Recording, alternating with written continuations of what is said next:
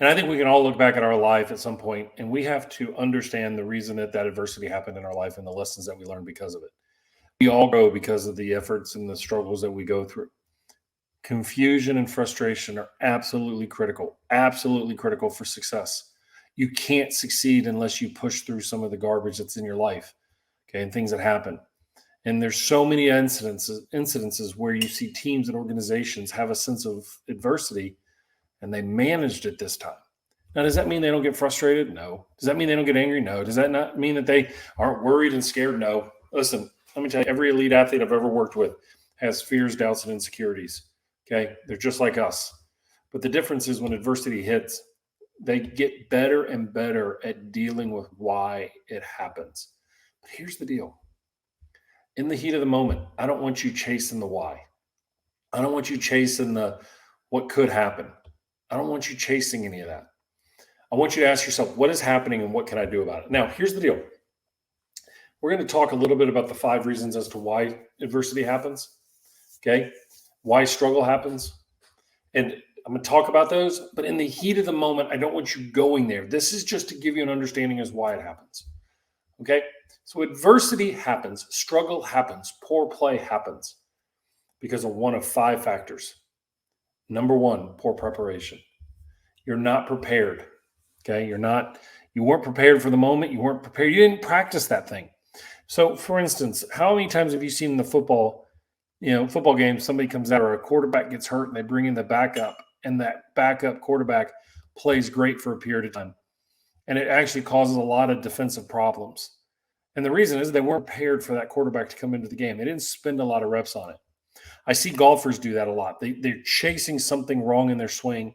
They're chasing a fix, and then they don't work on other facets that they need. I had a player years ago in a tournament who told me, he said, man, I played so bad on Wednesday, the practice day. He said, I spent so many hours trying to figure out this 3-wood. He just always had this problem with this 3-wood in his bag. And what happened was he said, I only hit it 3 times in 4 rounds. And I used so many hours up on that. That's poor preparation. Okay. It's not always intentional. But sometimes rain, weather, sick, can't get out there. And sometimes our preparation is not as sharp as it needs to be. Number 2 is sometimes it's poor strategy. We had the wrong strategic initiatives. We had the wrong focus points. We had the wrong other factors. And we chose the wrong shot. We threw the wrong pitch. We put in the wrong defense, whatever it is, right? And we got beat. We struggled in that moment. It's a bad strategy. It just means that we made a strategic decision that didn't work out. So be it, right? Happens. Sometimes it's just poor execution. We're not robots. And we have to remember that when we watch elite players play, a lot of times we're seeing the best players in the best moments play. But players do make mistakes, okay? They're not robots. Their motor systems are still dynamic. They're not static. In other words, they don't do the same thing over and over. They're built to move in space. And so sometimes we just execute poorly. Sometimes we just make a bad throw. Sometimes we just miss a free throw. Sometimes we miss a putt. And maybe it's the club face came in open or we didn't close our shoulders down. Whatever it was, something happened. Okay. And then sometimes the 4th one is a bad mental game. The pressure got bigger, the stress got bigger, the thoughts, the negative thoughts, we became fixated on them. We couldn't let go of something that happened in the past. And I'm not big on letting it go. It's hard to let go of frustration. But we allowed that problem in the past to take over. And when it took over, it just owned us, right? And so sometimes that happens. And then other times, it's just bad luck. We do everything we can to play. And so when you look back, and you realize, man, I did everything right. It didn't go my way today. Or I got beat. I just got beat by a better player. In that moment, in that one moment, I got beat. Okay? So when you look at bad luck and stuff like that, when you look at this, when you're done, instead of crapping all over yourself and thinking that you suck, take a look at the 5 factors as to what could contribute to your poor performance. Because then the question is, what do we do and understand how it impacts us? Adversity is going to impact every single one of us in the moment different. It's going to amp up your heart. It's going to get you fired up. It's going to make you stressed, all those things, right? Where do you feel the adversity? You feel it in your hands and your extremities? You feel it in your stomach? You feel it in your head. You grit your teeth. You grind. Where do you feel it? And then what happens? Well, I want to give you an idea here. I'm going to give you an idea called loss aversion. The human brain is 3 times more powerful. In other words, it rallies every resource it has. It pulls every skill in it's got, and it pulls everything in to prevent mistakes from happening. Your brain's job is to keep you alive. And as a result, in the presence of a risk, a threat, or a worry, or any kind of past experience of trouble, the brain is 3 times more likely to prevent future losses. It's going to do everything it can to make sure you don't fail again. So when you're in an environment where you maybe have some mechanical feels that are off, you have some struggles that aren't feeling good, you've got things like that, right? And then all of a sudden, you can't figure out why you're fixating on the bad stuff. Can't let go of negative thoughts.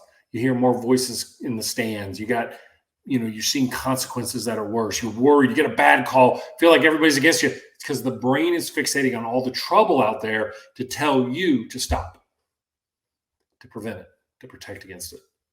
That's how adversity wins. It wins because it takes this loss aversion that's inherent in part of every single one of us, and it turns up that volume, makes it amped up, makes it get after it, and most importantly, it takes over everything of you. Okay, so what do we do about adversity? Here's the thing. In the heat of the moment, here are 4 factors. Number 1, adversity is not a predictor of the future. The fact that you're going through difficulty right now does not mean it. Listen, years and years and years ago, before that fancy fertilizer, they used cow manure to fertilize the crops. So I pushed through a lot of crap to push through. We let thunderstorms give you water, which gives nutrients to the moves and hydrates plants and allows grass to grow, and it becomes a circle of life, right? Adversity is not a predictor of future. It's nothing more than difficulty in the moment that's going to set up a better future if you see it differently. And the kids that we have today and our youth athletes, and we're so hard on them, our standards are so high that they become perfectionists and they don't allow the adversity to be seen in the right way. Instead, they see it as a negative. They see it as a risk. They see it as a reflection that they are not good enough. Their future is not going to be better. And that is sad. That's wrong. So we don't want to do that. Okay. There's a time to compete and there's a time to analyze. When you're in the heat of the moment, compete. Understand your mind is amping up. Your body's probably getting a little bit more tense and stressed, but we have to work our way through it. We don't have to try to fight over it. We just have to work our way through it. Keep chopping, keep moving. Okay. Number 3, what can you trust most in your game? Hey, Brett, real quick. Yeah.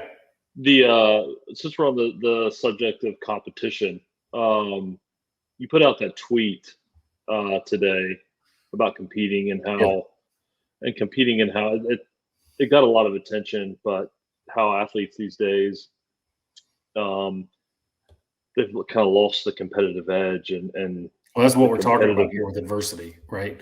They're so perfectionistic that they latch into this need to be perfect. And so they spend all their time in their technical skills, right? How many times a week did you go to hitting practice in high school? Once, maybe. Talking about like a true lesson, or like how many nights did you go to a private coach to work on your hitting? I mean, maybe you should have done it more. I don't know. Maybe I should have gone to a throwing coach more. I sure as hell should have gone to the weight room more. No, maybe once a month, something like that. Just for what do you think the average is now? I mean, what do you think? How many times do you think people are going to hitting coaches? Oh gosh, people spend a lot of money on that. Yeah, I mean, a lot of money being a hitting coach. And I get it, man. And I get it, right? But we're not learning how to compete, are we? Because in a hitting cage, hitting off of a tee, what's the implication there? If you fix this, you'll play better. Yeah, and there's no. I mean, baseball and hitting a baseball, a round object with a round bat and trying to hit it squarely is like the most difficult thing to do, especially when it's moving. Yeah. And then to be there and sit there and bang balls off a tee, I just don't. Yeah, Tucker said once a week minimum nowadays. Yeah, if not 100%. More. Yeah, and I get it. And people are going to say, well, in the pro, they got their hitting coaches. or in college. But the best coaches, they're not really giving a whole lot of technical feedback. What they're a lot of times they're looking at is approach and stuff like that. And so that tweet I put up, I don't know if you have it on the screen. The tweet that I put up earlier today was really highlighting the fact that as coaches, we got to train competitiveness and application of skill and not go chasing every skill fix, because what happens is we get this dependency. And so in the sight of adversity, what we're doing is we're telling people it's not good enough. You got to fix it.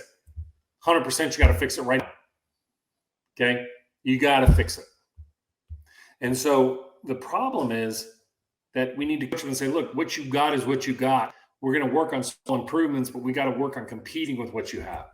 Just because you may have a hole in your swing, or you may have a certain issue of hitting a shot a certain way, we can still play with it. Right? Teach them the competitiveness. Thank you, Andrew. The Twitter thread was excellent. I will be honest with you. It was a conversation that I had with a coach the other day. I got up this morning. I went and exercised. I did. I went and exercised.